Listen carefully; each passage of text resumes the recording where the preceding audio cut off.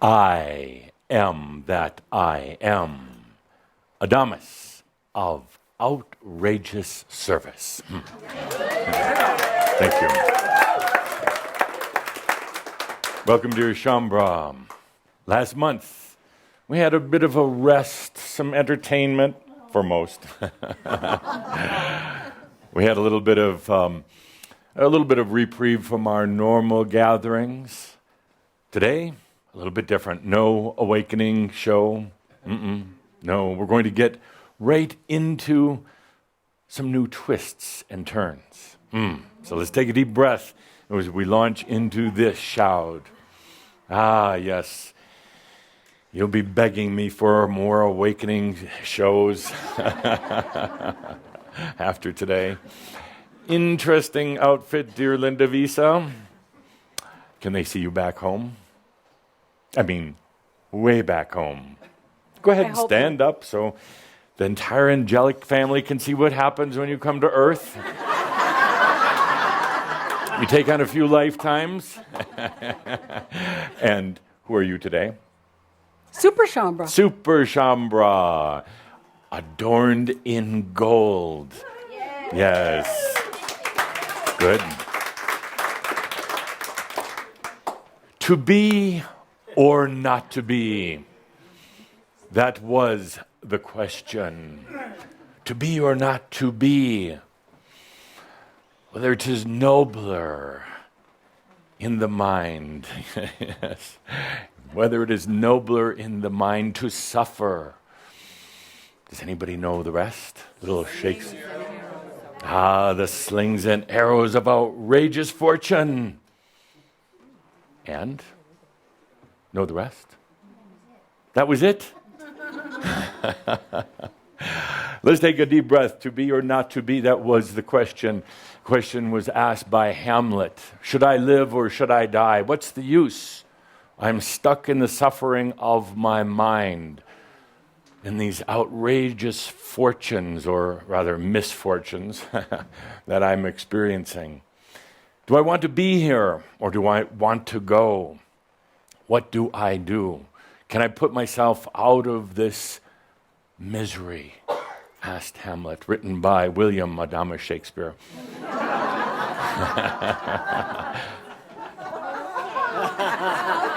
You laugh.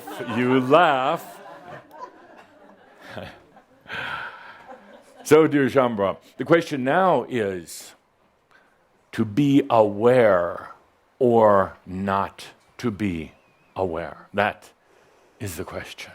That is the true question. To be aware or not to be aware. And I ask each one of you as we open this segment, what is the answer? To be aware or not to be aware?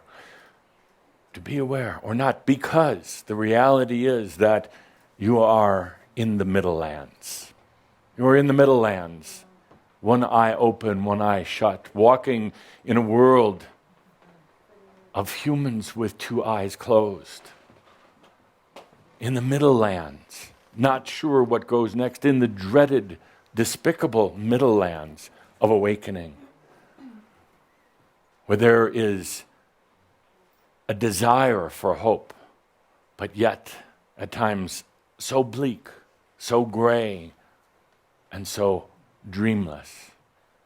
In that Middle Lands that causes you to want to take many steps back to that old reality where all walked with eyes shut.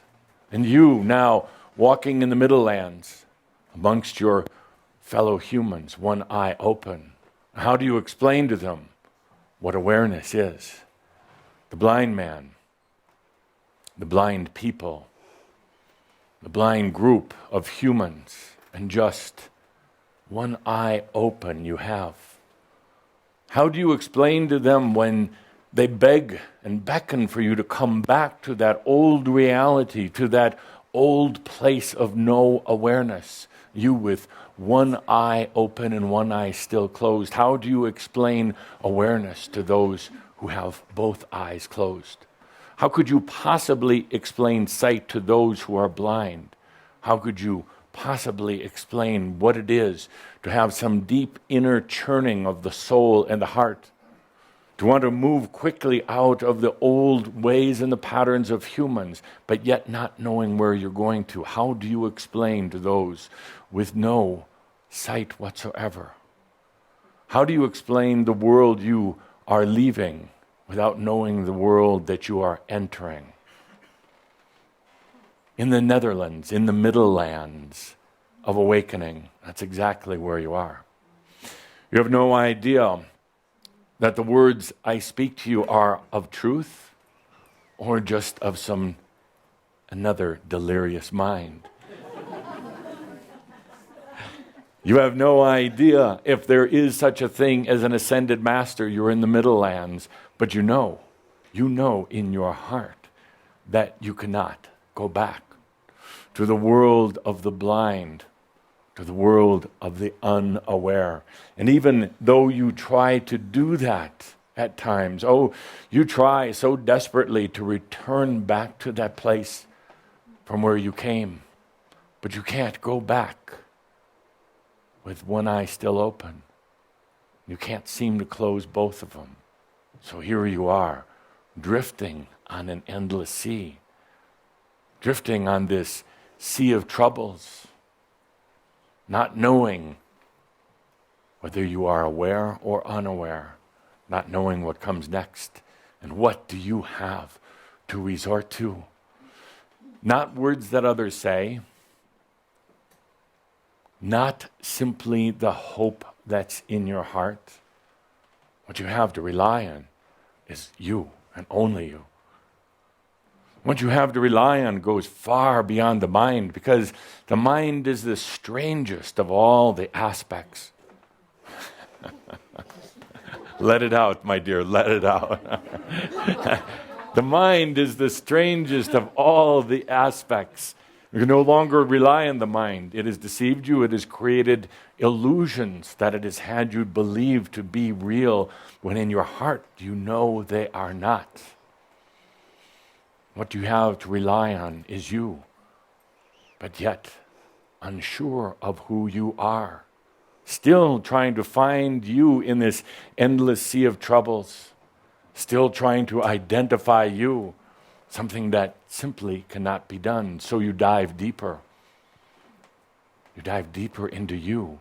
And you come to the point of realizing that you is not who you thought you were whatsoever. The you that you have known was simply a creation of a mind that was conceived here on earth, that was developed here on earth, refined and programmed here on earth.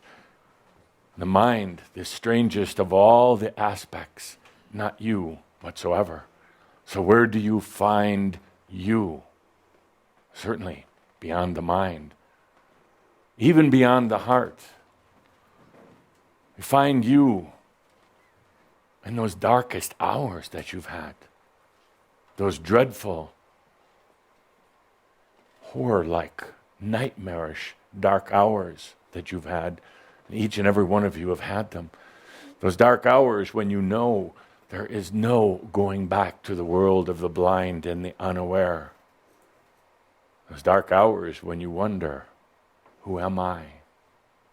Those dark hours where you wonder, to be or not to be. Should I terminate this? How can I release myself from this trap? How can I release myself from this mental anguish and this physical pain and this lack of knowingness? Those dark hours when you come to the deepest, the simplest, and the truest of truths. The only thing that matters is I exist. That's it. I exist. And from that simplest, most truthful of places, a place that defies the mind and even the heart, a place that defies all of your previous experiences, any beliefs that you've ever had, anything that you thought to be good or bad, real or unreal. This place of I exist, the simplest of all truths, is where you find you. Not surrounded by anything, anyone else, not confused by the world of the blind, not confused by the world of your mind, or your desperate attempts to save an identity of yourself. In that simplest of places, I exist, is where you start to hear the beat, the rhythm of your soul. I exist. Therefore, I am. It's all that matters. All that matters. To be aware or not to be aware, such a torturous question, such a torturous middle land you find yourselves in. But, my dear friends, you have felt, even if it is only for a moment of time, you have felt there is something deep within you, something that doesn't rely on any other human, something that doesn't care about your past, your health, your intelligence, your looks, or your money. Been aware of a few times of that existence of the self. Sometimes it is but a fleeting moment and then disappears back into the darkness, into the abyss. But you remember, it was there. It's always been there. It never goes into the darkness or into an abyss. It is never lost. It is only you. You. Still in the world of the blind, still in a type of hypnotic living. Still wondering how to make yourself better, how to make yourself perfect. It is you that actually goes back into the darkness, because the existence, the I am, is always there, always waiting, always knowing. It does not care if you go into your own personal crisis, into chaos, into crash and burn. It does not care, because it knows you are always there. The I am. It does not care if you were a queen or a king, or if you were the richest being in all the world. It does not care if you succumb to the demons and the dragons of yourself or the others in the blind world around you, because it's always there. It doesn't care about good days or bad days. It doesn't care if you drink too much, smoke too much, sleep too much, or eat too much. It does not care. It does not care if you are having emotional difficulties with others, if others are using and abusing you. It does not care. It does not care one bit about your spirituality, about your religion, about your beliefs, about your affirmations and confirmations, or any of your illusions, because it is beyond illusion. It is your existence. It's there. You've touched upon it. Perhaps when you were very young, perhaps that's what set you off sailing and searching to find how to bring it into this reality, how to bring it into your life. And although your mind has tried to take this, the simplest and most joyful of all consciousness, tried to take it and mold it to this world of the blind and the unaware, take it and mold it to what it feels its extra identity should be, it will never, ever, ever be captured by the mind, by the human identity. It can never be corrupted, destroyed. It can never be put in front of or behind anything else, including spirit. It's always there. The existence. I exist. Never forget this. Ever, ever, ever. Never forget this. In the darkest moments and in the most joyful moments. Take a deep breath. I exist. It is the truth of truths. It doesn't take anybody else to bring that into your awareness. There's only you that can do that. There is no power in it, no power whatsoever, no energy in it whatsoever. is not surrounded by anything. It is unto itself. It is not glorified by God. It is not pampered to by the angels. It does not exist in time or space. It is the existence, the I am that I am.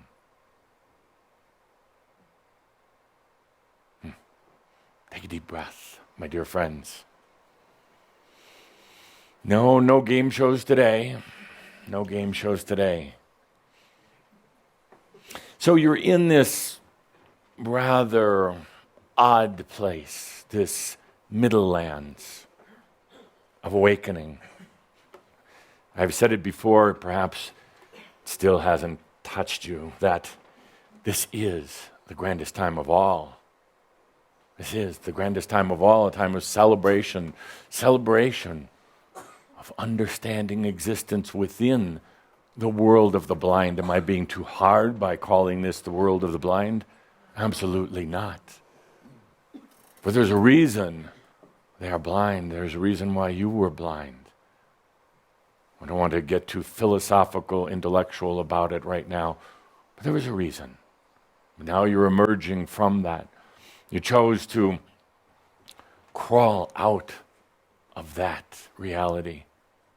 Oh, it's still trying to drag you by the feet and pull you back in, still with all of its seductive forces that work on your mind, that work on your emotions and your heart, especially if there are other people involved in your life, still trying to get you to come back into the world of the blind. But it cannot be done. Oh, you've tried, and when you have, you find you cannot pretend to be asleep when you are partially awake. So what to do next? You open the other eye. You open the other eye. So it begs the question, why isn't the other eye open now? Yeah. Good question. I'll give you a bit of an answer. Awakening, becoming aware, can be very overwhelming. You open one eye and you see what's really out there, and you see who you really are.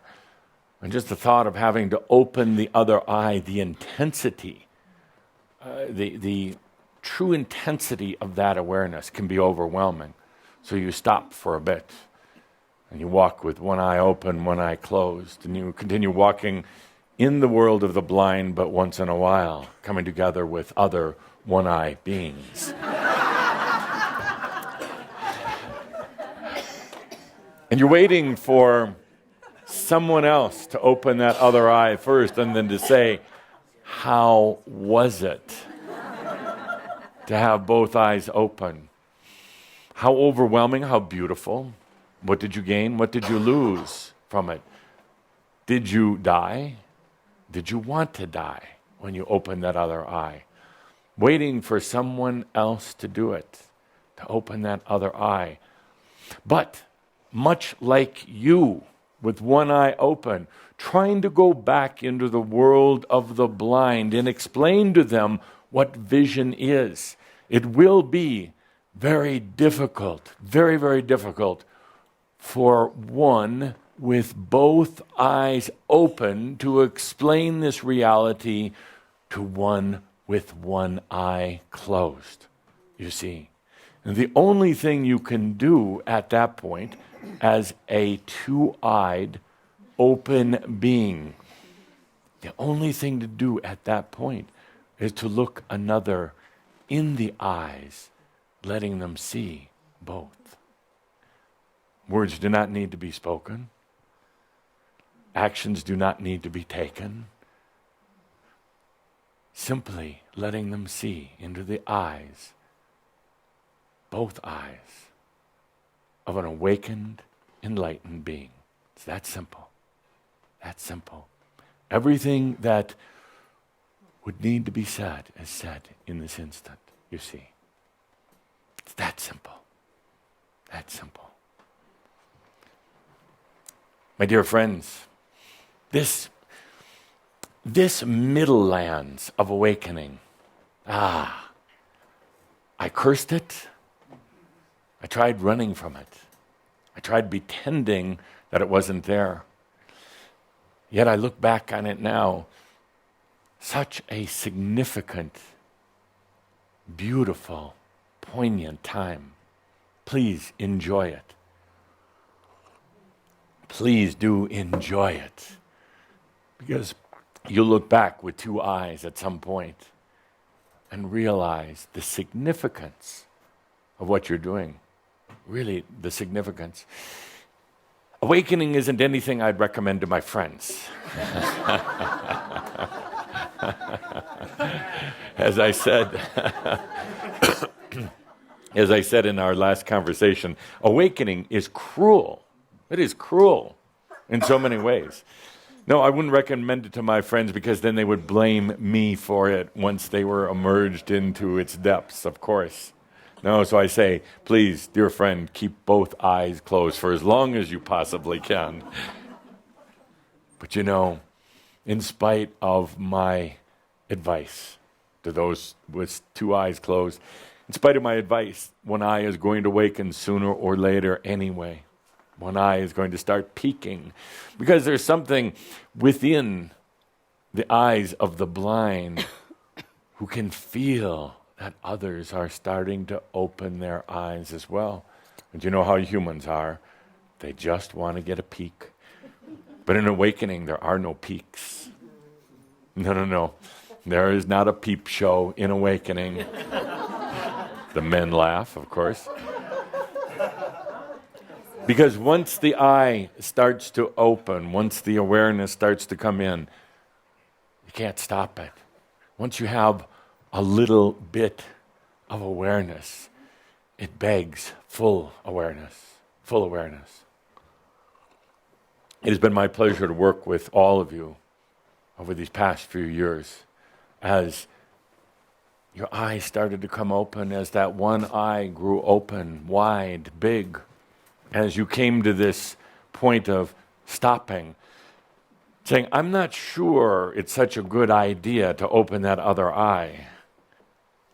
And I would tell my friends, and I would tell Shambra, then don't. Then don't. But in spite of what I say, that other eye is going to come open.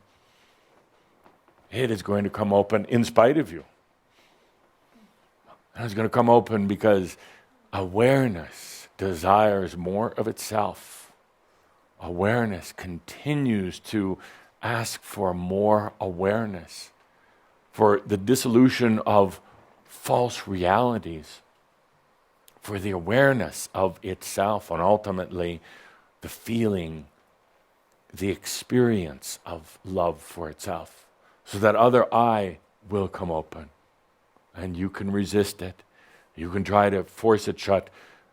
You can go so far as to sew it shut, and it will come open. That's also the good news. That's also where we are. Somewhere in between being blind and having vision. Here we are. So that brings me to my point today of this discourse. My point today, let's title this Shao, just so we don't have all this confusion and this hectic activity afterwards, all these Sunday morning emails, what should we name it? Here's the name. Ready? Bringers of the New Energy. Yeah. It wasn't exactly Shakespeare, but it was good. Bringers of the New Energy. My dear friends, you have gone from being the blind. You have gone from to the very depths of the human experience here on earth. And then as you started awakening, in the very early days of the awakening, you were the energy holders of this earth. Interesting job. As I said to one group recently, it's kind of like being mid-level manager.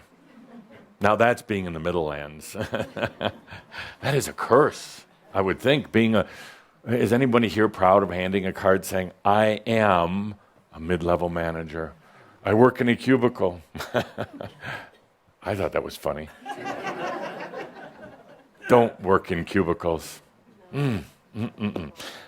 So, you were the holders of energy for quite some time, holding it for the planet, for many of you for dozens, hundreds of incarnations, the energy holders, chanting, oming, praying, kneeling, hearing confessions, doing fire ceremonies, and every other thing you could do. There was a value in it.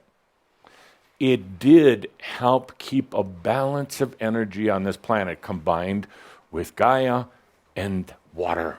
Water so important to this planet. And some humans sitting in caves, oming and chanting each day, not having much of a life, but being really good energy holders. The truth of the matter is, in spite of what anyone tells you, there's no need for energy holders on this planet anymore. That's why the indigenous love the indigenous, but it's time to move on, dear indigenous.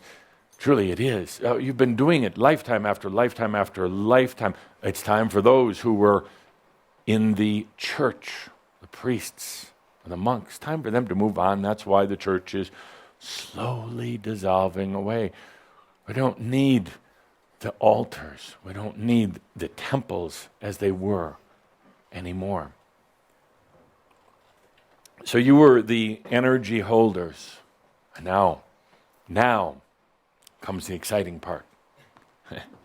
You were the bringers of the new energy.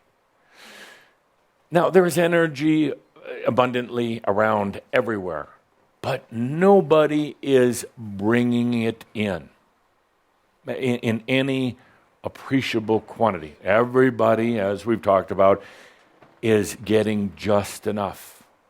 But there are very few individuals, and there are no groups of individuals who are truly bringing in the energy. Everybody's using kind of an old and very limited reservoir because of belief systems, because of indoctrination and everything else. There's not a single group out there that is actually actively bringing in the energy. Not at all. Not at all. So for this, you will be the first of a group to do it. Imagine for a moment, and yes, it's good to feel proud or even a little inflated about this. Humanity's been using basically the same amount of energy, and in spite of those who talk about cosmic energies and cosmic events and comets delivering energy to this planet, which all might be true, nobody is using it. They watch a comet fly by and say, wasn't that pretty? Wait for the next one to come around in 20 years. Wasn't that pretty? There's even some who have the understanding and the insight to know that these are delivery mechanisms for energy. But nobody's using it.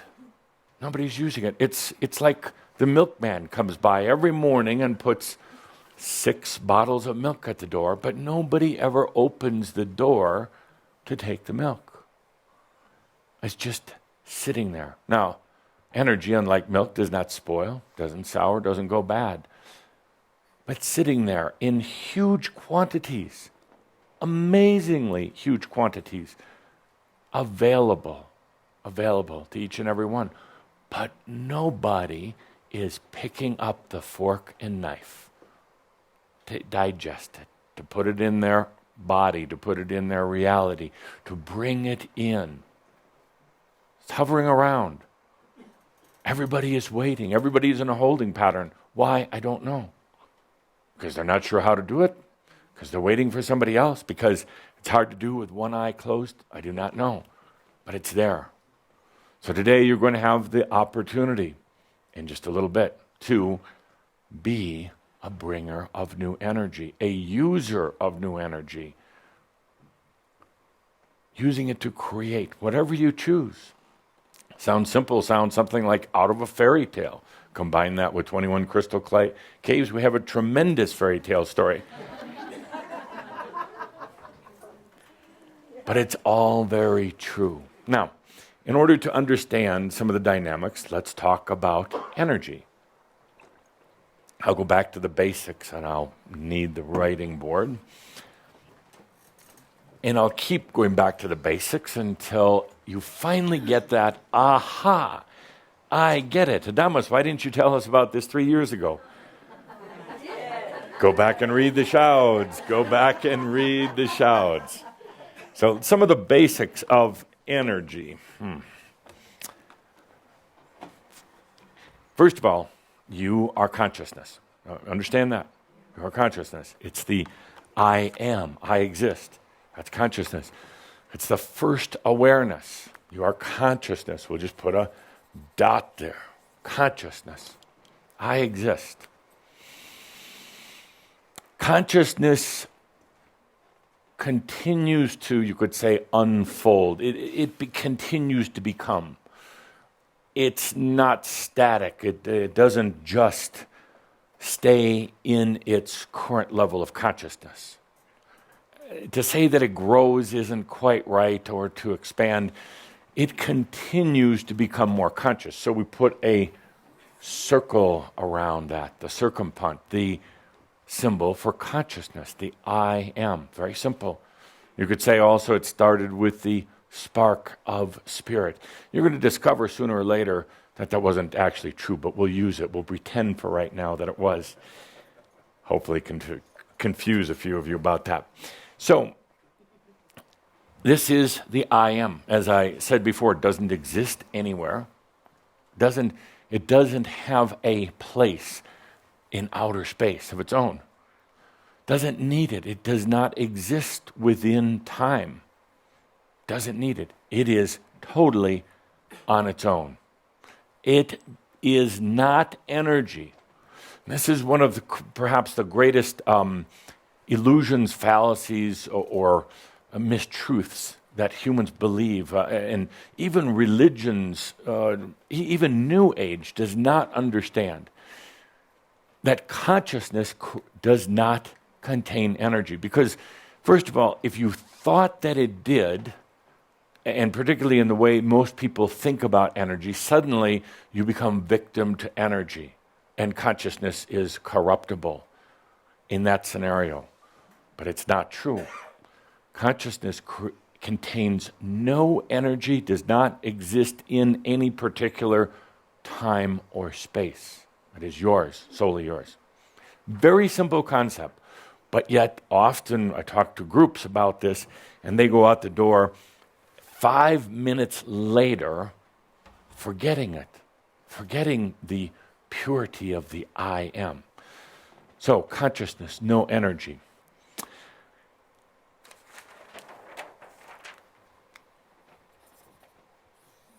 Energy exists outside of consciousness, and it does exist in all sorts of dimensions.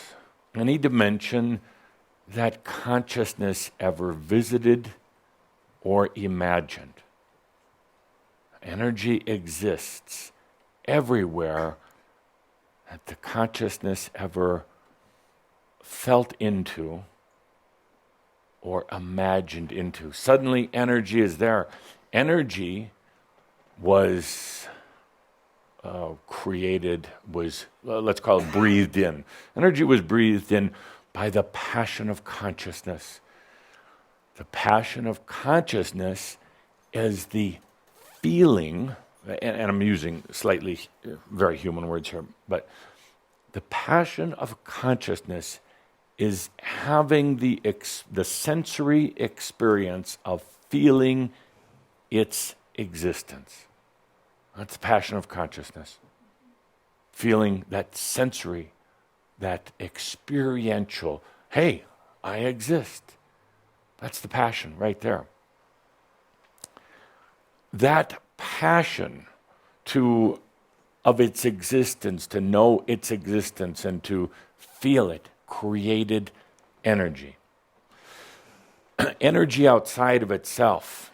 But you could actually say that, some would say that there was the passion of going home. I've actually said it myself before. Partly true, but where is home? Humans like to think of home as being heaven, God, oneness, all that was, all the rest of that crap. It's not. True home, and I'll use this as an opportunity to promote the latest book from Tobias, Journey Home. The true journey home is not back to some celestial palace. True journey home. Right there. That's all there is to it. You don't go back to the oneness. You are the oneness. You go back to awareness. Good. Getting somewhere? Learning something? Every day. Yeah, good. You're not sleeping behind those sunglasses, are you? That's my little Is that secret. your new man next to you? Is he Yeah, worthy? she's without words. So these are basics. Many of you have heard them, but it's important to keep repeating them. Now,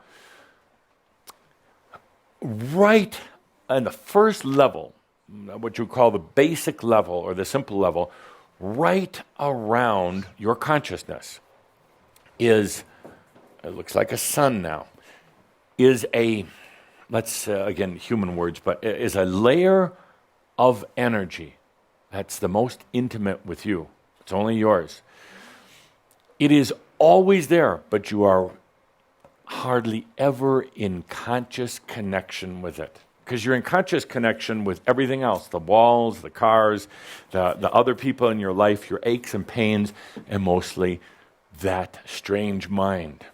So you very, very rarely access it. And somebody just asked online, somebody asked the question, can I access it through hallucinogenic drugs? Sure, go ahead, try. Have fun. Why do I get these questions? Really? No, you don't need to access it through drugs, and it's not going to make it easier. As a matter of fact, it's this level of layer of energy, core level energy that's surrounding, that's not surrounding culture, but that's always harmonious with your consciousness. That layer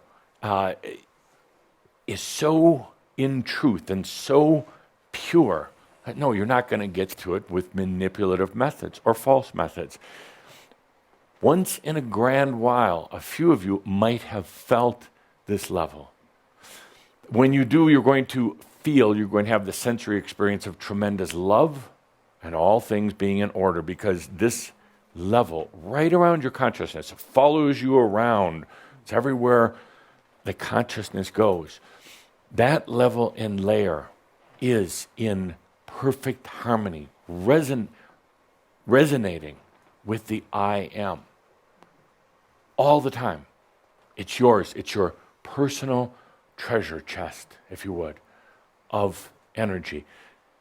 There's not a lot of it because it doesn't need much. It's efficient, it's pure, it's absolutely in service to you. Always, always there. It will not tolerate manipulation. It will not and cannot be applied to what you call power. Those games use other levels of energy. Fortunately, this level of your personal energy, it's just yours. It's related directly and only to your consciousness. Can never be taken, used, or even lent out to anybody else. Fortunately, it is beyond manipulation and games, and if you try to go there in some sort of altered state, you cannot access it. It is so pure. It's not that it has a big wall around it. It's simply that it's so pure that you wouldn't recognize it if you went there with manipulation, power seeking, or anything else. So it's always there. Always there. Energy is, and would you like to write now, dear Linda? Sure. We'll put this back here for you. Yes, sir. Energy is, if you would write on, these are energy basics, but very important to understand as bringers of energy. As a matter of fact, you're going to need to be able to articulate it just like I am. Simple, clear terms, highly entertaining, and and none of your students going to sleep. It does get a little sleepy, actually, when we talk about energy and consciousness. When we talk about these pure levels, it gets very sleepy. Some of you online already dozing off. Wake up, wake up. Gets a little sleepy because it goes beyond this strange thing that you call the mind. Interesting aspect. Energy is number one, abundant. Energy is abundant, like my water is not.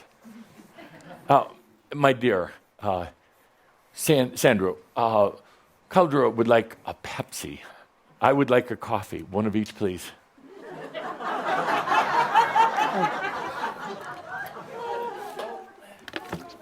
Energy is...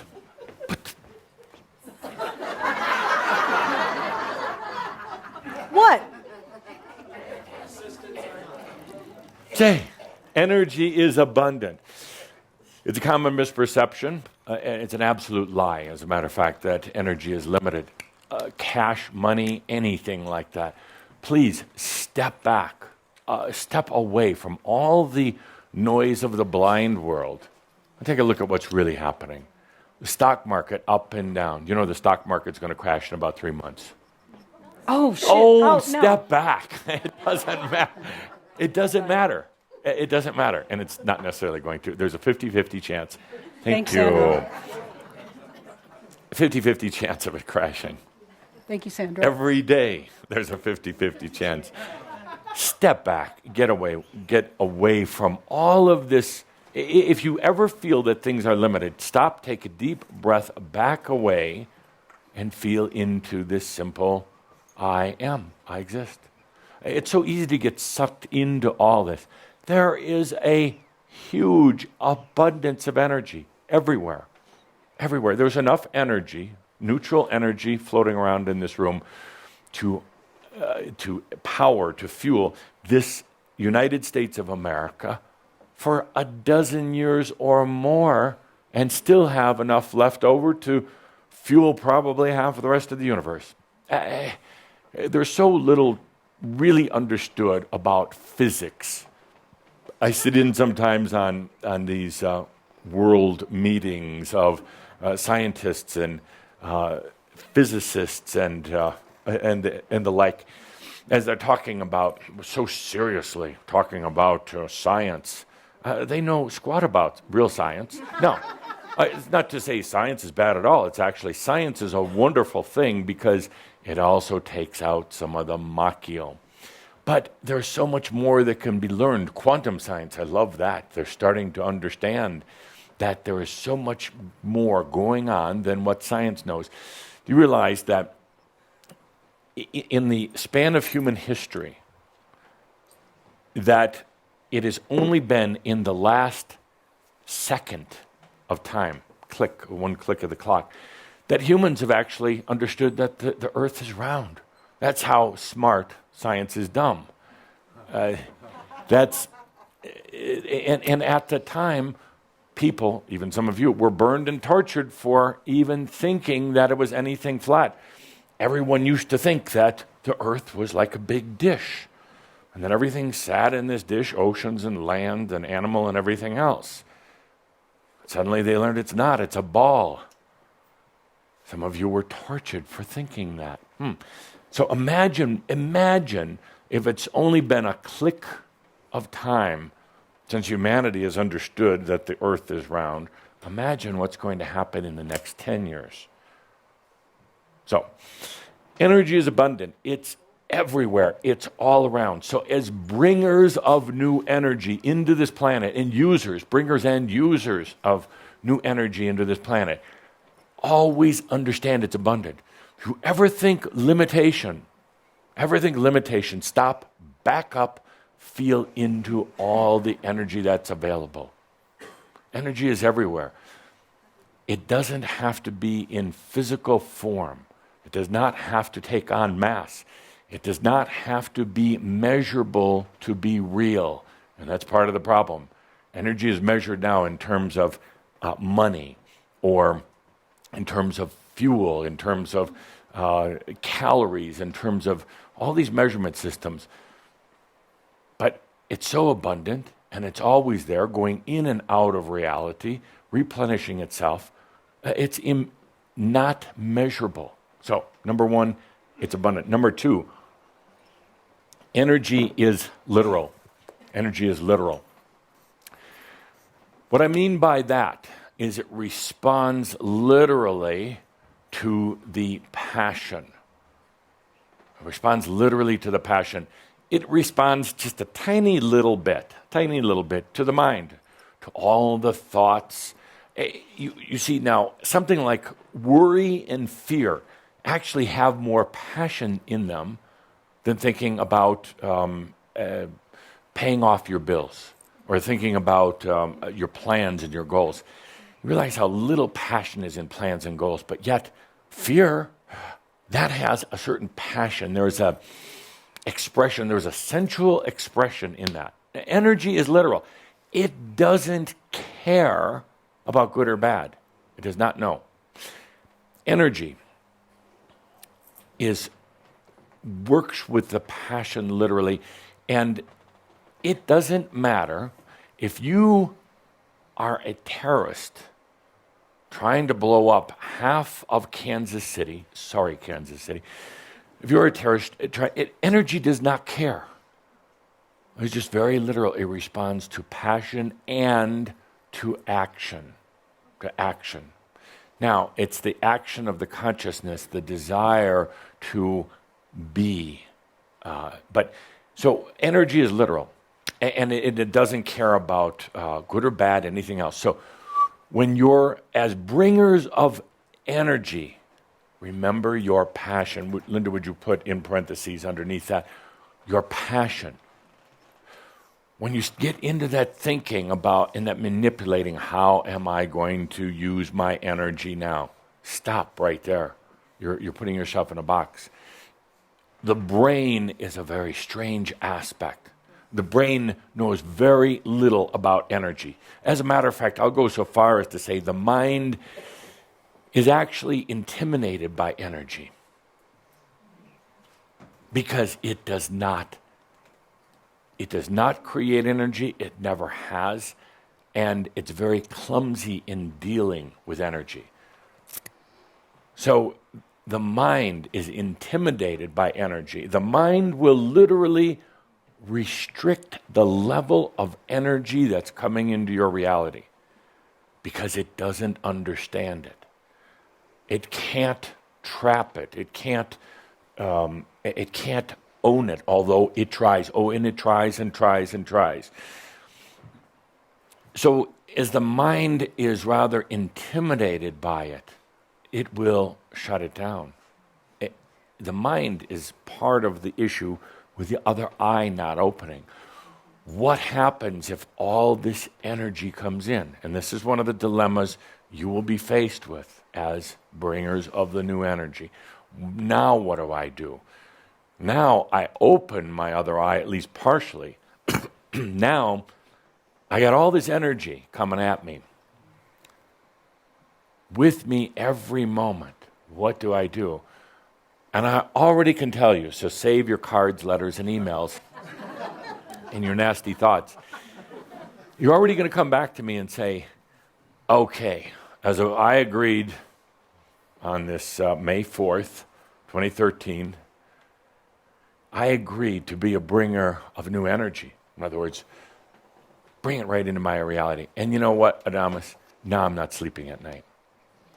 Yeah, waking up in the middle of the night, can't go to sleep. Got all this energy, Adamus, and I can't go to sleep. Don't complain to me. You got all this energy to work with. The mind is, let me rephrase that. The reason you sleep is to get out of your mind. And if you're not so much trapped in this mind, you're not going to need to sleep. The body actually really doesn't need sleep. Yeah, because you can sit here, as Sart is doing, rejuvenating right now. Yeah. Now, can we get a camera shot of Sart? Watch him rejuvenate. Now you're hamming it up. I said, before, Sart, before you were sitting there in your chair, rejuvenating.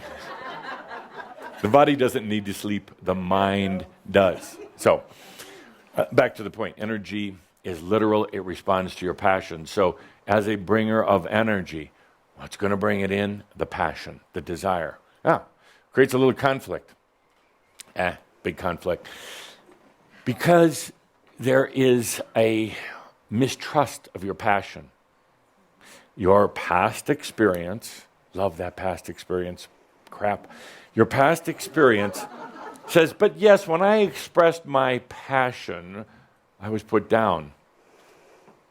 So, yeah. Will you be put down again? It doesn't matter. It doesn't matter. Do you want to live in the world of the blind, or you want to live in the world of the aware? It's that simple. If you're afraid, or if you want to live in the world of the blind, yes, then it would affect you. But in the world of the aware, it doesn't matter. Because the rest of those who are aware love their passion, love their expression. Passion's been put down, suffocated through the mind, through hypnosis, through programming. And ultimately, you, as a soul being, as an I am present, you cannot continue to live in a passionless reality. Ultimately, you cannot. It's not going to kill your existence. You're just going to have to blow up to get yourself out of there, and there's no need for that. But no, you. What happens is when you're living in a relatively passionateless reality, what does one do? They create drama. They create a lot of drama as kind of a very false type of passion. But that's not passion. That's not passion. That's living in the world of the blind. So next on the list, energy is altruistic. Energy wants to serve you. Energy wants to serve you. And it doesn't have any agendas. It doesn't care if you're on the fast train to hell or you're putting on wings to go to heaven. It really doesn't. It does not care. There are no judgments in energy. It cannot have a judgment. It is altruistic. It is here to serve you without agenda, here to be at your feet. It can be used by anyone. The amazing thing is, and perhaps part of the blessing in it, is very few have discovered it. They continue using very archaic energy systems. Even those who are trying to take over the world for God knows why, those who are trying to control the world, they're doing it out of power play and manipulation.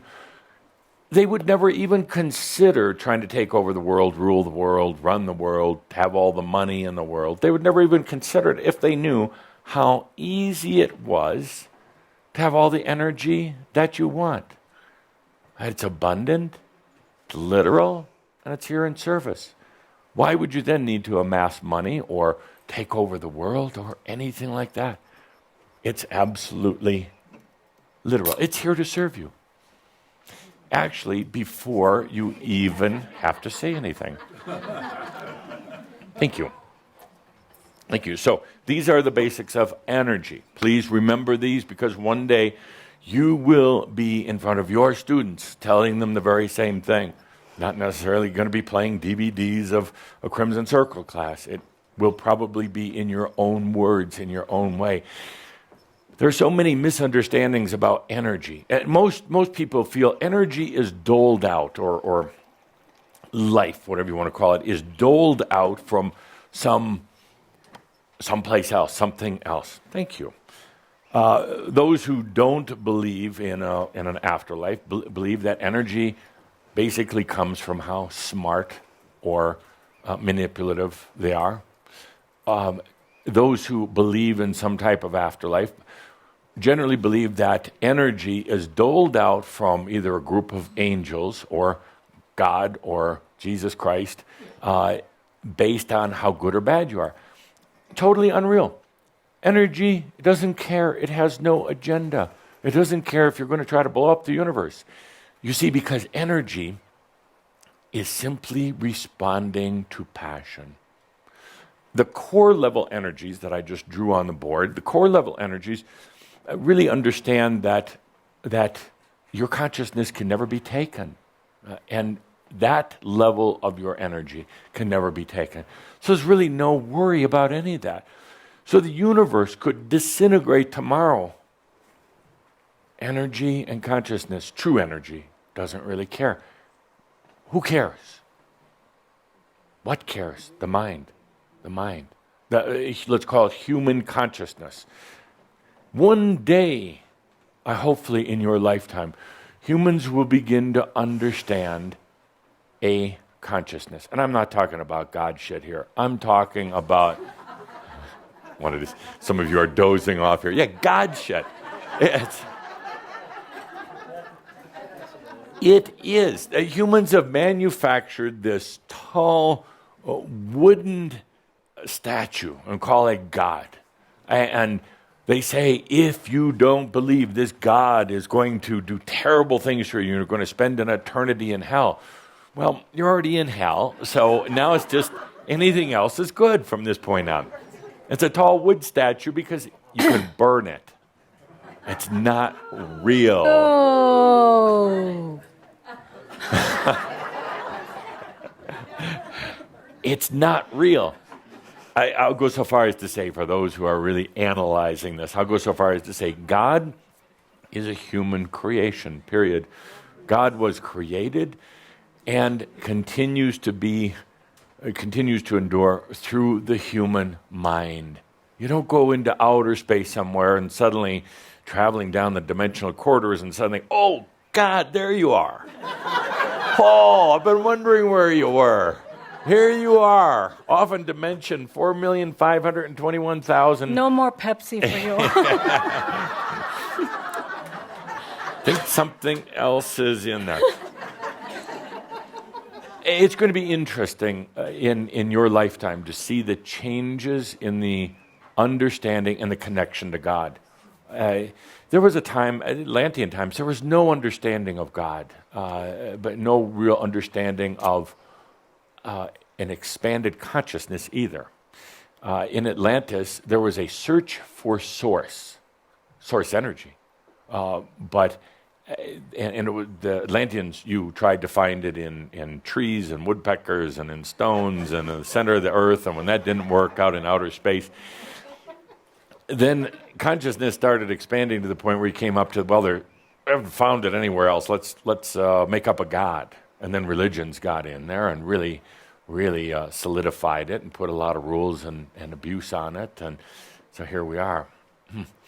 But it's going to change. You know, what holds it in place is tremendous guilt. And how do you handle guilt? If somebody says processing and counseling, I'm going to have to come over and spit on you. You walk past it. But I'm digressing. I'm getting into one of our other shouts. So energy is these things. It's abundant. It's very literal. It responds to your passion, to your core. The day when you feel really excited about something and you're not thinking about things. You just get out of bed and I'm excited to be alive. I exist on this planet. For all of its good and bad, doesn't matter. I exist. That's when the energy comes swirling in. Whoa, they're finally opening up their eyes, and the energy is here in absolute service at your pleasure, always serving. Good. So these are the basics. Please remember them. Next page, please. Energy comes from. And now, it's not made in these places we're going to talk about, but it's distributed from these points, from these sources. Energy comes from, number one, the earth, this planet. It's probably your most immediate connection with energy. It's always flowing up from earth and the atmosphere. It's always here. You use it every day for everything that you do. Earth-based energies. You could say there's a reservoir of energy that's here serving humans on this planet. It resonates at human vibrational level. In other words, it's kind of slow. It's, I would call murky, but it's still here. You're used to working with it. It's kind of animalistic, and that's not bad, but it's crude. But so is Earth. So, thank you. God, got to pay for laughs these days. 5, there you go. The famous 5. So, energy comes from Earth. You're connecting to it right now. As you sit here, as you're watching the internet, as you're doing your physical things. Problem is, it is rather crude, and you're always trying to get more Earth energy. So you're trying to intensify that. Well, all that, when you're trying to get more Earth energy, it sometimes is hard on your body because of the crude nature. You're trying to pull this into your physical body, and then you get oversensitive and you get overtired and you start feeling aches and pains. So you're like, at some level within you thinking, enough of this energy stuff. I'll just take that little bit every day, what I can handle, because it's too overwhelming. Because you're working at that level. Now, it's an important level because it keeps a grounding force. And if it wasn't for Earth energy and its associated magnetics and electromagnetics and other earthly type of characteristics, if it wasn't for that, this all wouldn't be held into place. It'd be difficult to stay in the human body. But it's at a very elemental, no pun intended, very elemental level. The next level of energy, I will just call it, for sake of simplicity, cosmic energy. This comes from the physical universe surrounding you. There are tremendous energies, some that have already known by science, but many that are not, that are part of the composition and the servicing of your physical reality. These are in an abundant supply, but very few ever tap into them. You talk about solar waves and certain types of gamma rays and other non-physical rays, but humans kind of watch them go by. Zing, there goes a gamma ray, there goes some type of a certain red ray, because there's really no connection yet with the physical reality. There is a fear on the mind, on the part of the mind, to use these because the mind doesn't understand them.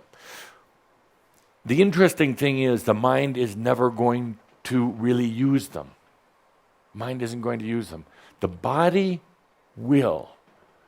But in the awakening, we go beyond the mind as a primary tool of discernment and expression. It goes into the knowingness. I won't go too far down that rabbit hole right now, but we go beyond the mind. So the mind doesn't really have to understand how to use cosmic energies. The knowingness. The knowingness is when you just know something. You don't have to think about it. It's there right when it happens. You can be in the middle of a crisis, a car accident, some impending crisis, and while the brain is responding to those emergency conditions, there's an impending accident, the car is just going to crash. There's also the knowingness at the same time as going, I already know I'm not going to die. I might get a little hurt. I might go to the hospital and break a leg, but I already know. It's interesting. That knowingness is emerging, by the way, and it emerges with your consciousness. And while the mind is still worried about the details and what if, and it's bringing up the fear, all in a matter of a fraction of a second, is this impending accident is going to happen. The knowingness is, I know I'm going to be okay. It's not about beliefs. It's not because of your determination or because you're thinking good thoughts. Thinking good thoughts doesn't really mean much of anything. Actually, I'd really encourage a lot of you to start thinking bad thoughts. It's true, because it's not real to walk around in I'm only going to think good thoughts. The bad thoughts are still there. You're just denying them. Yeah. So the bad thought, what you call a bad thought, there's really, And some of you are going to argue with me about it. There's really not a bad thought. You say, well, isn't it a bad thought to do this or that? No, it's a thought. It doesn't mean you're going to act on it. Doesn't mean it's going to pollute your system. It's a thought. The chances are it's actually probably not yours. You're just picking it up out of mass consciousness. So stop trying to fight off bad thoughts. It is exhausting because it uses up a lot of earth energy. So you have this cosmic energy that's coming in. You don't have to know actually where it's from. You don't have to know what color it is or how strong it is. It doesn't really matter. All you have to do is be aware. Take a good deep breath. You can close your eyes or keep them open if you want. But feel into a moment when I talk about earth energy. What does that feel like? Earth energy. Oh, it's probably very comfortable, familiar, non-threatening, but also a little clumsy to rocks and stones and trees, rain, the planet itself. Now, feel, not think, but feel for a moment cosmic energy. It's not material. It's not condensed. Cosmic energy. It's everywhere. You don't have to take the space shuttle to get in connection with it because you're already in the cosmos, right here on this planet. At first, cosmic energy seems a little bit like chaos because your mind is trying to order it or to make sense out of it. But it's not chaos at all. Chaos, the definition of chaos is what the mind doesn't yet understand. There is no chaos anywhere. Anywhere. It's only when you try to use current measurement systems, your current math is interesting as an earth practice. But current math is far short of really understanding true cosmic activities. And we won't go down that trail right now, but feel into the cosmic energy. It's different. It feels chaotic, but it's actually fairly refined. Now, the mind says, well, what do I do with it? Shut up, mind. Shut the hell up, mind. You thought I was going to say it, didn't you? Shut up, mind. Yeah, really, tell your mind to shut up. I mean, really, and mean it, like you really mean it, not, would you please shut up? No, shut up, mind. I didn't say it, but you all heard it. Isn't that interesting? I don't You mind the go word, I back just don't and- like it broadcast. You could go back and play the tapes and it wasn't there, but every one of you heard it. Amazing. So, where were we? Shut up. No, really, that's what it takes. The mind is a strange aspect. And it's time that you, dear soul being, started telling it exactly what to do. Please? It gets so caught up in it. The mind's not a bad thing. It's just a strange thing. Could you imagine before you came to Earth, you didn't have a mind? There was no mind. Oh, what was that like? Pretty liberating. Did the mind help to bring some depth, you could say, to the sensual experience of being on this planet? The mind has helped with that. But at a certain point, you outgrew the mind. It's like at a certain point, the horse and buggy has to go, no matter how many are saying that the automobile or its next iteration are evil. No, it's time to go. Time to go beyond the mind. The mind is a nice thing, but shut up. Try it at home. Shut up. I'm living. I'm busy. Shut up. I'm enjoying life. Shut up. Guys, you're like a bad wife or husband. Shut up. I'm divorcing you. I'm out the door. Okay, next on our list, cosmic energy. What next? The next level, by the way, you don't have to know where it is, how much there is, what color it is, or how powerful it is at all. It's just there. It's here to serve you. It's the only thing to know. It's here to serve you. It's abundant. And in the cosmic energy, it's going to feel different using it. You're used to using earth energies. And you try to amass more and more of them and use more and more. It just tires you out. Step over here. Feel into cosmic energy. It's much cleaner, much more efficient. It's going to feel a little awkward at first, like I've heard many of you say lately, the feeling, you're disconnected. Oh, Christ, yes. You're disconnecting from a lot of old ways, and now you're playing with some new ways. So you're going to feel disconnected. Yeah, quit trying to go back. Stop trying to close that eye. God, it took enough to get it one open. So cosmic energy, just feel it. You will start to become familiar with it. You'll understand how playful it is, and it's not some science fiction thing. It's just there. The mind is not going to understand it, and that's where you have to go to the knowingness. For those of you who are really into your mind, you're not going to figure out knowingness. You know what you do if you're really in your mind? You shut up. And then you just take that step. You don't debate whether you're going to take that step out of the mind. You don't debate whether you're feeling something or not. You don't argue with yourself about whether you feel certain things or react to certain things or whether you can ever have sensitivity. You don't debate it. You don't think about it. Shut up. And you move into experience, feeling, knowingness. It's that simple. The funny thing is, the years that so many of you have wasted on debating with yourself. But, well, I'm not psychic. Yes, I am. I want to be. I'm not psychic. And somebody else, shut up. No, it's really that simple. I'm not kidding. It's that simple. You just say, no, this is I am that I am. That's it. It's not and if you hear the voice saying, oh yeah, I hear you say I am, shut up, I am that I am. You're nothing. You're a stupid brain. You have to be a little playful.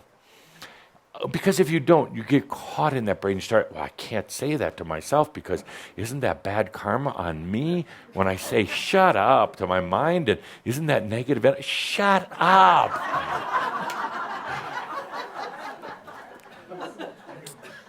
Stop. Enough already. Just choose. Hey, I'm going to be sensitive and feeling. Wow, amazing. It was always there. What was the big deal? Shut up. Let's do that together just once. And then 3. 1, 2, 3. Shut up! You do that better than I am that I am. Now that's sad. That's really sad. Damn. Tobias, I'm going to get you for this. Why is it that you could do that with more passion than you say, I am what I am, like you got a stick up your backside. But shut up was easy. Let's do shut up. That was fun. Let's do shut up. 1, 2, 3. Shut up! I am now going to go back in time to when I channeled the I am discourses, and we're going to just call it shut up. Now we'll make it a little more sophisticated. Shut up and live. Okay, no more I am, because maybe it was too deep. Shut up. You started something. It lightens things up, really, because the worst place to have an argument is in your own mind. Ooh. I'm surprised you haven't been saying shut up a lot. You've been taking medications and alcohol. Oh, shut up.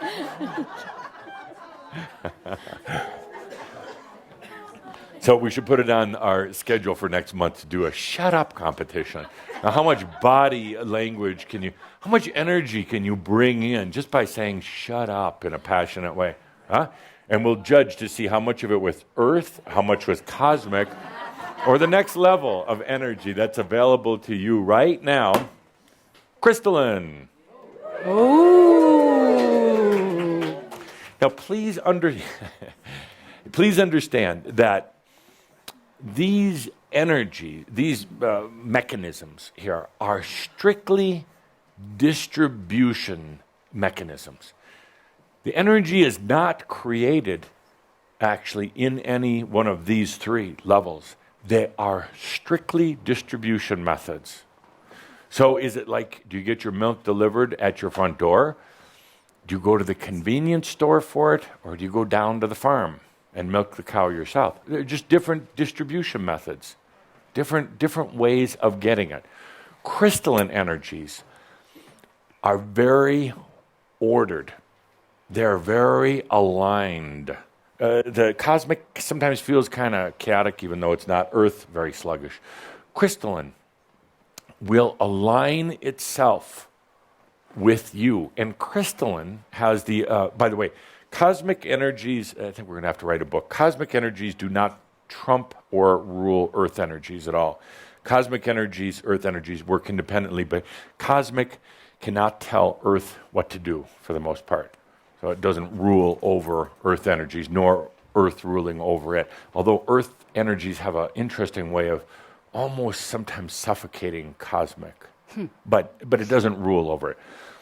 Crystalline energies have the amazing ability to be in alignment.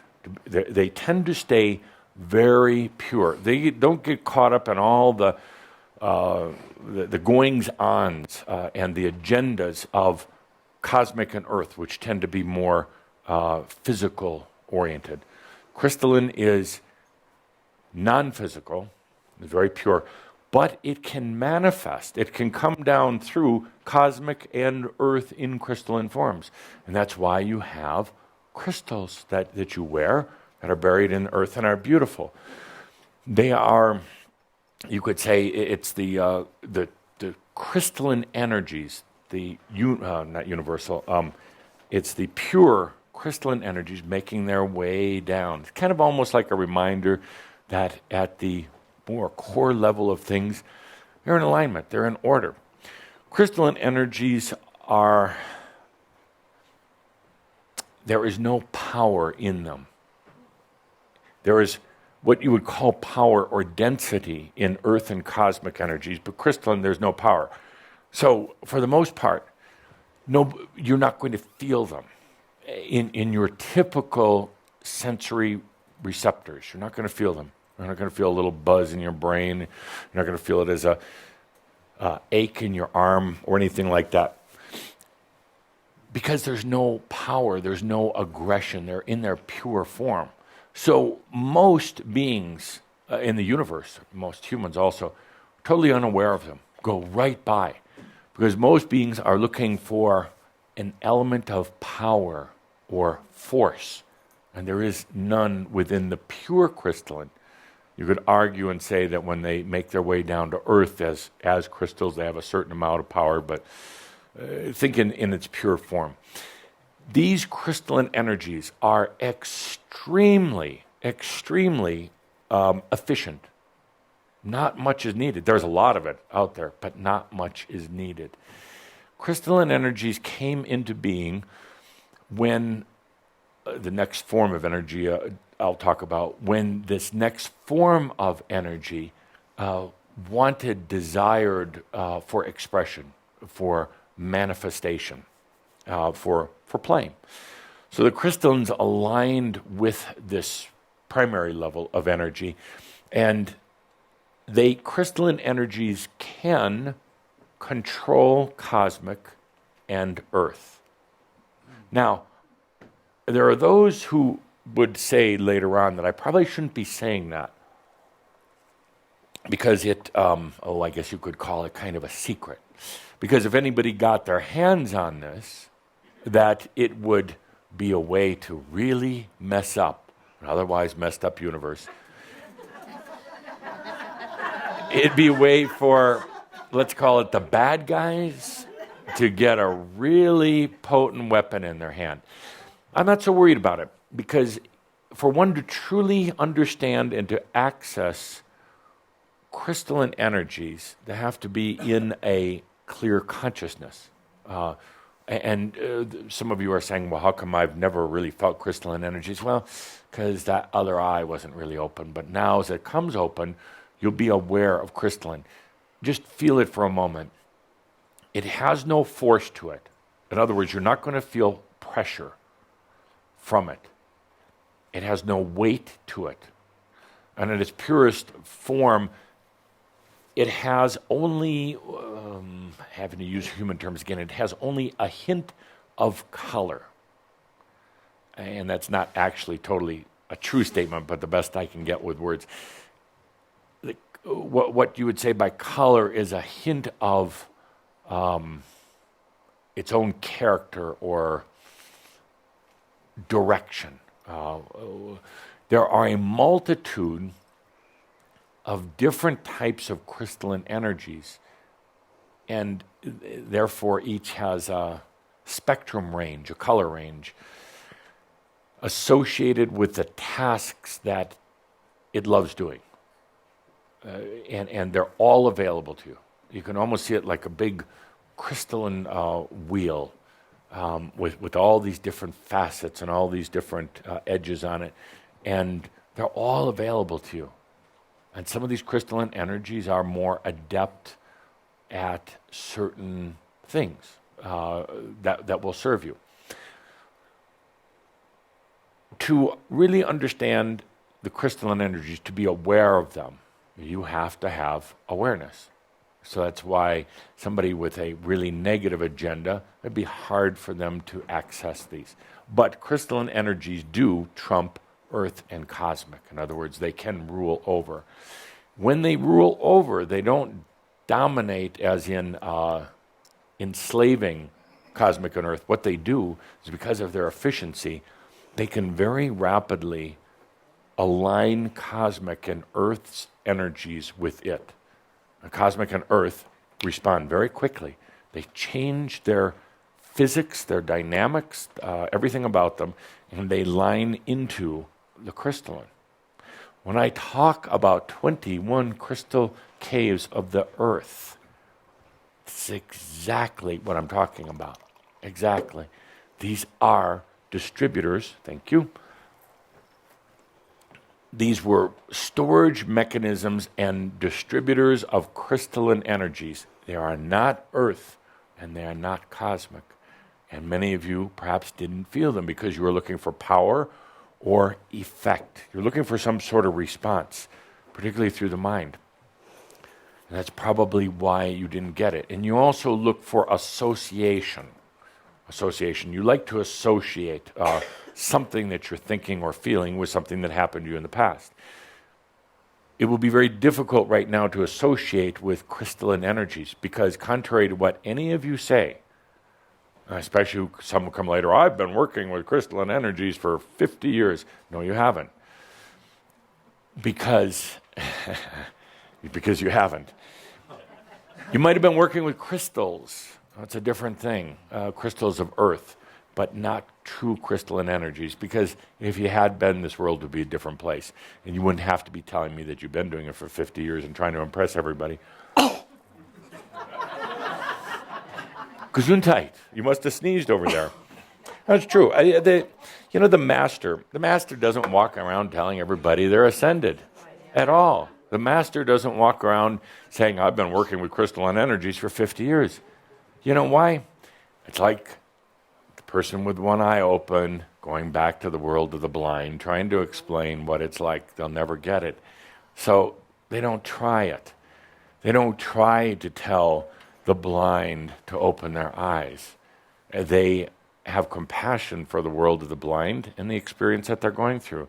And then when they sense that one or more in the world of the blind is trying to open their eyes, then they're there. Then they're there in compassion. But why do I try to explain the world of aware to the world of the unaware? Really, why? They're only going to kill you. That was a Jesus quote. That's one of his favorite quotes. It's true. It's one of his favorite quotes. He said right before he left, and they're going to kill you. The world of the blind wants everyone to be blind. And even if you come to them and say, but I have vision, I saw, they will say, you are of the devil, we have to kill you. Because you're intruding on our world of the blind. And we got a nice little world going. We're all blind, and we all have our little blind power spots that we deal with. So you come along and say you have eyes, you are obviously Satan. Boom. Where were we? Crystalline energy is a beautiful thing. Next. Oh, we're running out of time.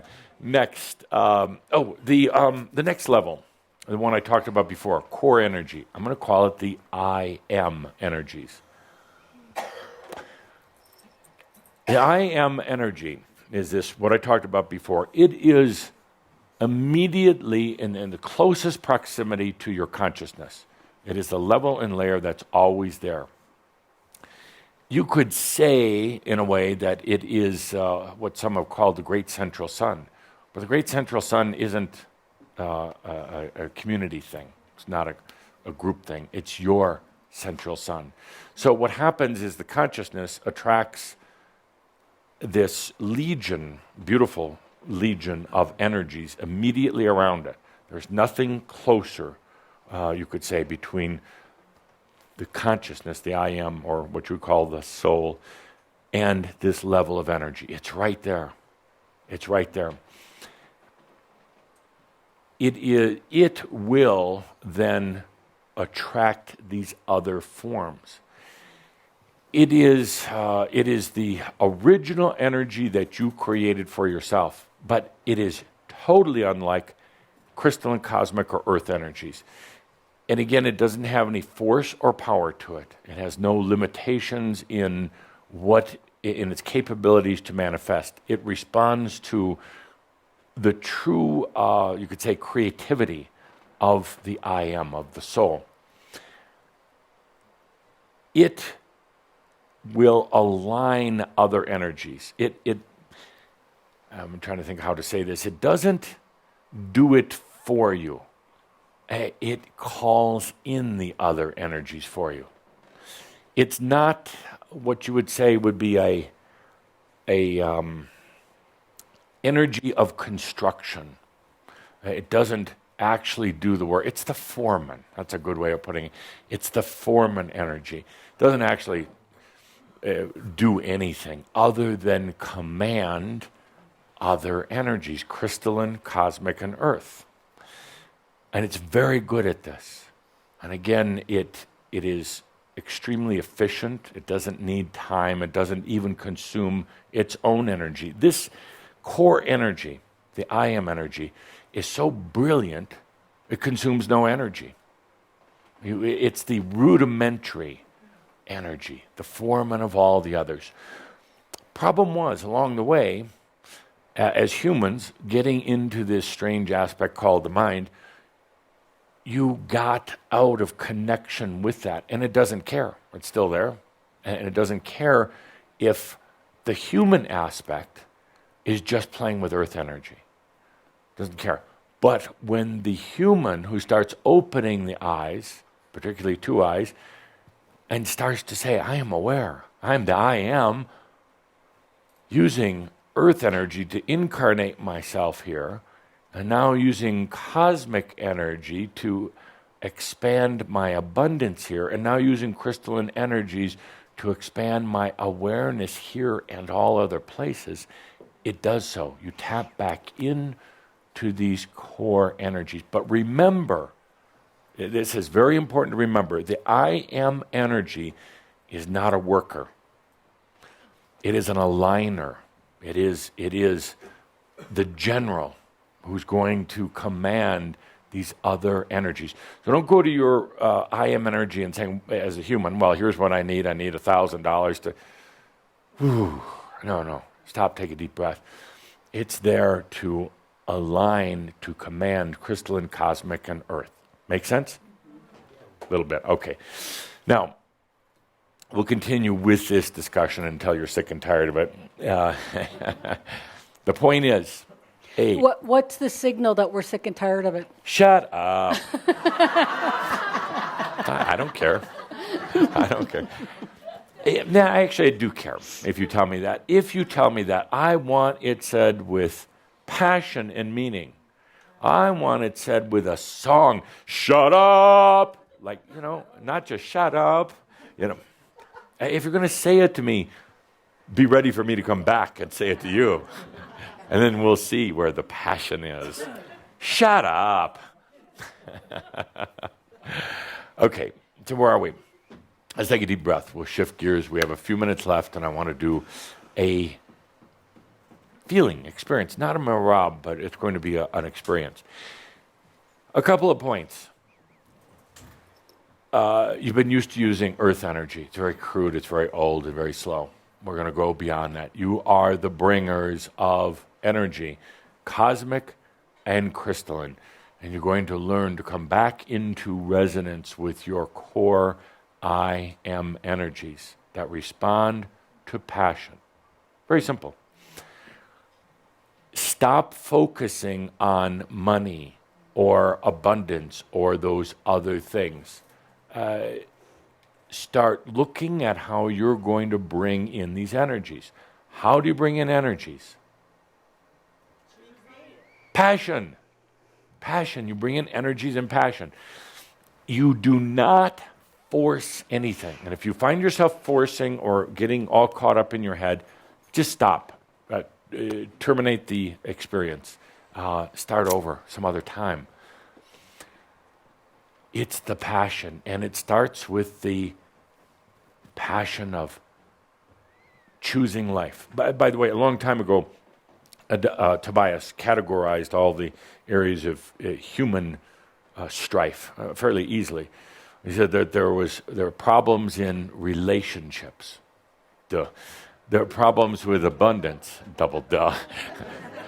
Problems in health, and problems in esteem, or what he called self-worth.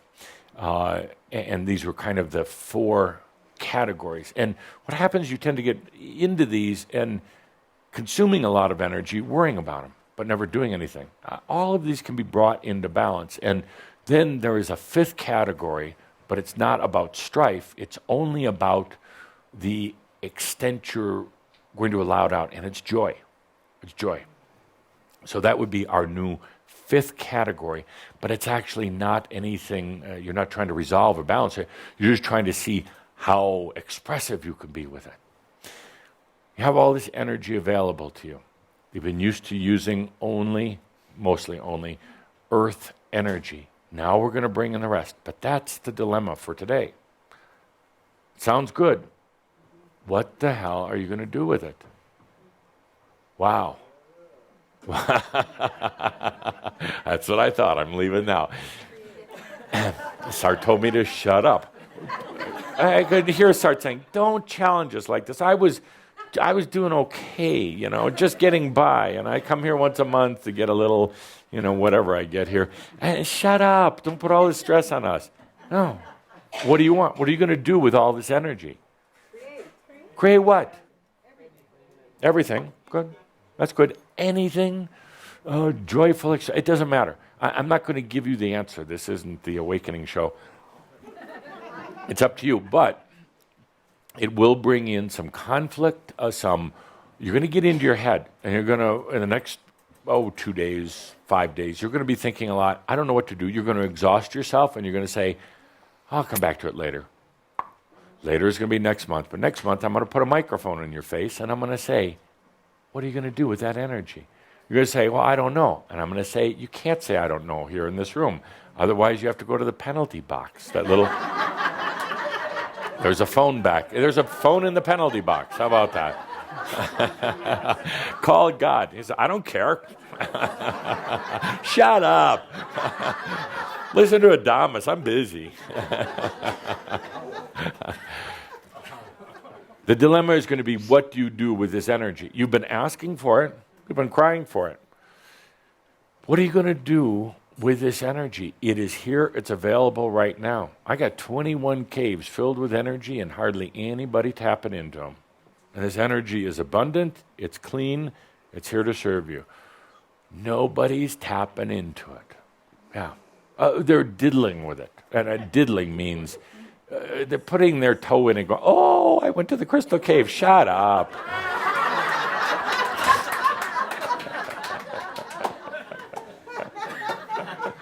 It is the Awakening Show, just a different version, season 2. I can see that's what you would call it, the sincerity or the earnestness. And some of you, it's actually an interesting dilemma. Some of you are so earnest, so sincere. If I had that, if these energies would really come to me, oh, but you're not letting them. You would do no. You're really sincere. You really have a great heart and a nice smile, but you're not letting the energies in.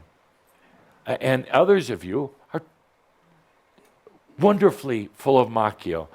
Oh, I went out with the energies of the 19th Crystal Cave last night. We went on a date, and it's like, what? Really, I had somebody tell me that. And that's not Cauldra saying that, it's me, Adamus. They told me they went out on a date with the energies of the 19th Crystal Cave. Like, where would you take these energies? What would you do? Go to a movie?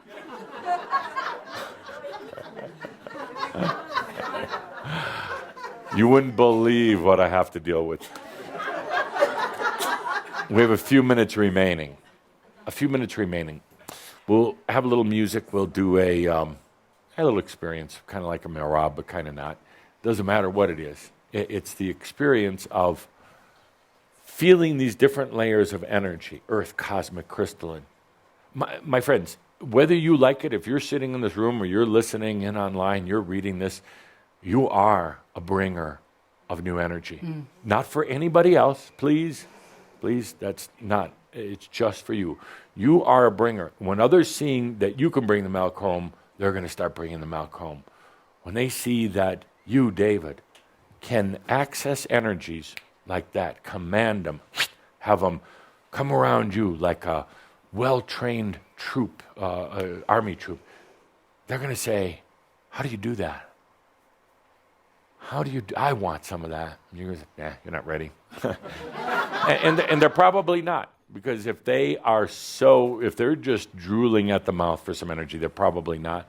But that's okay. At least the journey has started. At least they've got something motivating them. So we're going to play some music now. We just have a few minutes left. And I would like you to please feel earth, cosmic, crystalline, and core energies. Just feel them. You don't even have to associate them right now. You don't have to decide what you're going to do. They are here. If we get the lights down, a little bit of, play a little nice, it's nice cosmic music. You are the bringers of energy. You did it partly because of an insatiable appetite for yourself. You let yourself go broke, break down in the body, whatever else. So it made you crave energy. I want that energy. In doing so, you opened yourself up. We call it need or lack of fulfillment. It opened you up to listening to all of my discussions about energy, and that with it 10 years of Tobias. Otherwise, you wouldn't have. If you didn't bring yourself down to your knees, probably would have never been here. You'd have been satisfied with just enough. You brought yourself to this place of saying, what is energy? How do I get just a little bit? My friends, what you're really doing, you're bringing in, you're opening the gateways for energy come to this earth and to be used and to be applied creatively, lovingly, and joyfully. You're the bringers of energy to this planet in a way that the planet hasn't seen it. You could say you've been out in the desert starving, thirsty, almost on the verge of destruction, termination. Needed that energy, but it hasn't been there. Needed that drink of water or food. You've let yourself go dry. Why? So that you could have such a passion and such an understanding of energy. Not like the energy needs back in the world of the blind,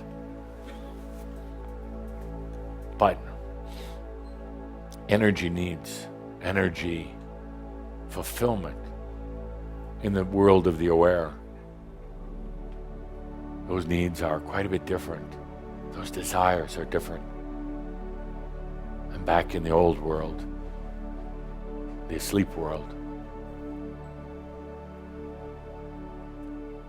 when you started opening your eyes, started allowing your awareness, started changing the energy dynamics. Yes, you still tried to go back to earth energies, dense energies, but just didn't fill you up, wasn't there. You thought that you were doing something wrong. Not at all. You were just giving yourself such a desire to open up into these new energies, cosmic, crystalline, and finally back into the resonance of your I am. You allowed yourself to get energy depraved and deprived, and you could come to the place, the time of true appreciation, a true understanding of energy. Come to a time when, sitting here today, you know you'll never abuse it. Not that you would even try. You know you'd never abuse it. You know that it's for you. It's yours. Not for you to feed the world. Just for you. But you also know that as others start to open their eyes, they'll see how you work with energy, your personal energy. They'll know that someday they can also. You're here as bringers of energy into life, into motion, into creativity, into expression, in levels that have always been there, but few, if any, humans have ever accessed. I want you to hear this next part very carefully. My dear masters, dear bringers of energy, I want you to hear this very carefully.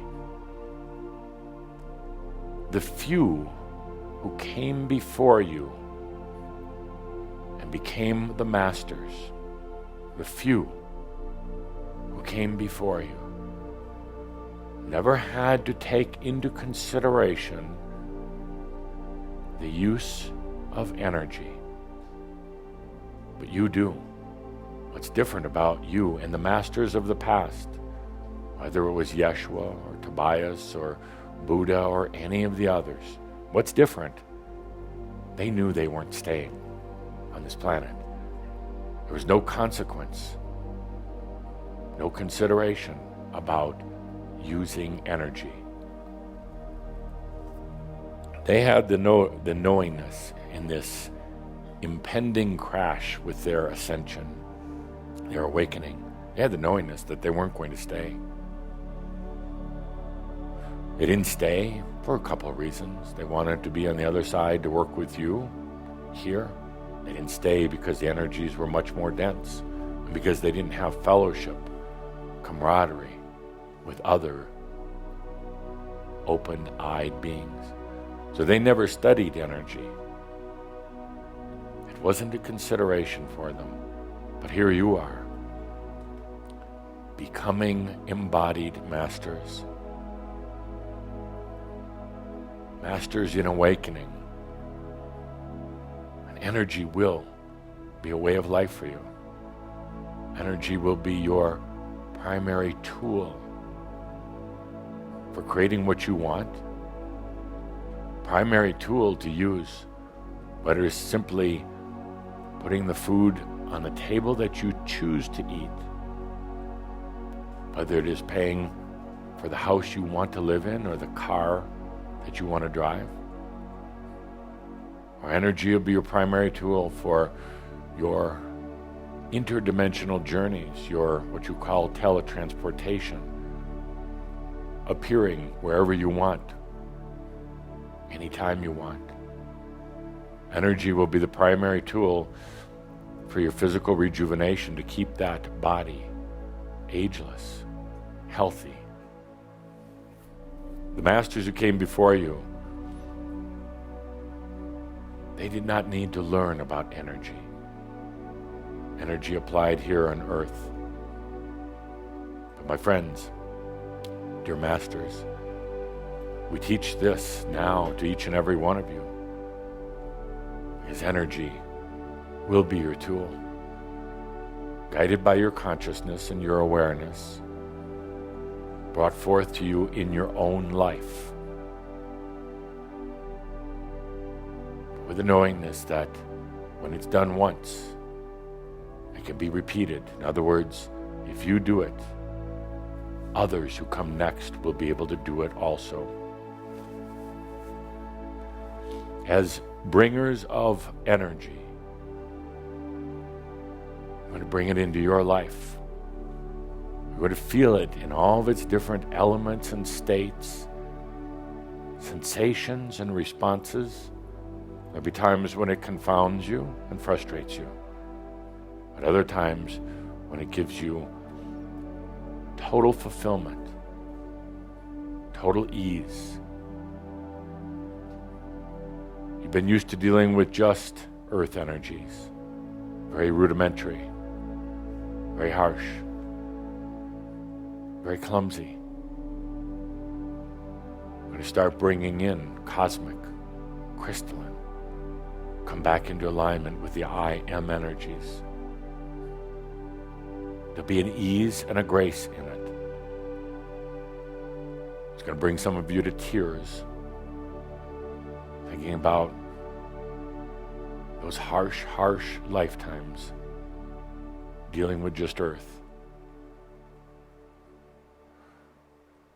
This isn't about what you think or believe. It's not about even what you're going to try to plan. It's not even about just your dreams. This is about bringing in new levels, new resonances, new layers of energy. I'm going to ask you not to fear what you think. What happens right now is you block yourself down because you're afraid if you think the wrong thing, it's going to cause something to manifest in the wrong way. It's going to be one of the challenges. You're going to be afraid of your thoughts or your beliefs or any of that. You have used that to restrict energy. In the true consciousness, the true I am, it's not about what you think anyway. It's not about that brain. It's not about those ugly memories that come back in. It's not about violent thoughts. We're going to go beyond that. Those are not yours. We're going to bring in energy. It's going to be attracted to the pure state of the I am consciousness. You're going to find out how playful it is, how creative it is, how fulfilling it is. Things like drama, things like struggle, efforting, tension, straining, tiredness, all these become a thing of the past. It won't happen overnight, but it will happen very quickly. But in doing so, you're going to enter into a new world, a new reality for yourself. You're still going to be in the world of the asleep and of the blind. It will be awkward at times. be uncomfortable. Because you're going to be working on different levels. You'll feel that you're no longer in the world or necessarily of it. But that too will come back into balance. You'll assimilate. You'll adapt. This new I am self and the old I was world.